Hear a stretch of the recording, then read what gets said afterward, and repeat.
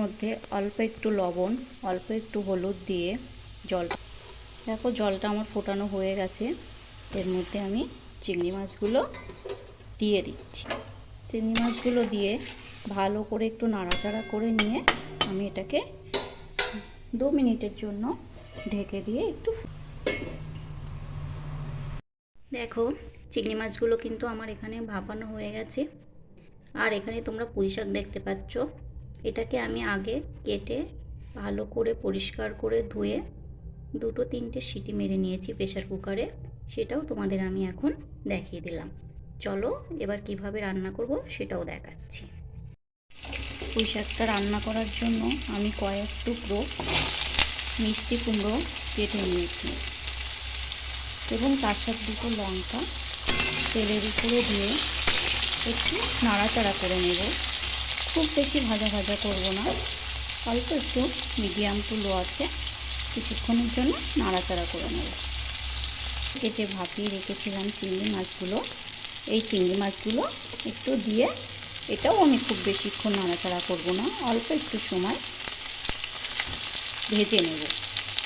কিন্তু আমার ভাজা হয়ে গেছে। এবার এর মধ্যে আমি দিয়ে দেব পরিমাণ মতো লবণ, পরিমাণ মতো হলুদ গুঁড়ো এবং একটু আদা জিরে বাটা দিয়ে এটাকেও আমি একটু ভালো করে নাড়াচাড়া করে নেব। দেখো এটা কিন্তু আমার কষানো হয়ে গেছে, তোমরা দেখলেই বুঝতে পারছো। এর মধ্যে আমি সিদ্ধ করা পুঁইশাকটাকে ঢেলে দিচ্ছি।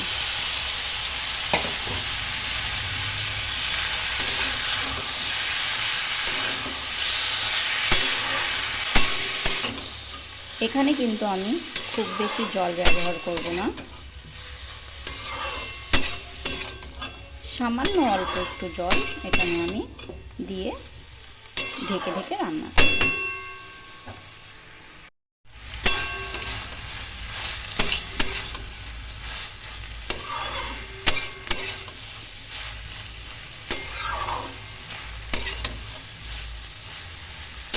দেখো এটা কিন্তু আমি খুব সুন্দর করে ভালোভাবে কষে নিয়েছি যাতে সব কিছু ওর মধ্যে ঢুকে থাকে।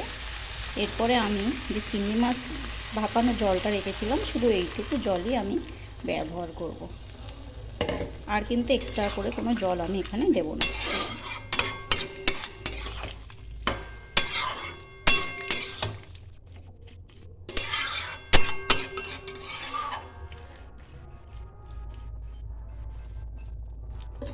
এবার এটাকে আমি ঢেকে দিয়ে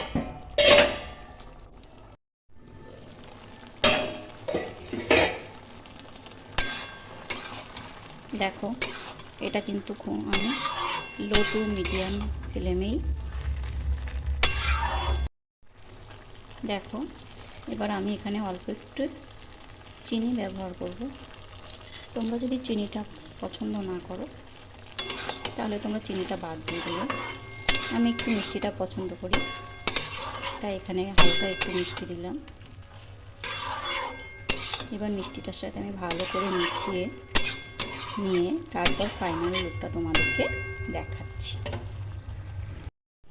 দেখো আমার কিন্তু চিংড়ি মাছ পুঁইশাক কুমড়ো রান্না করা কমপ্লিট।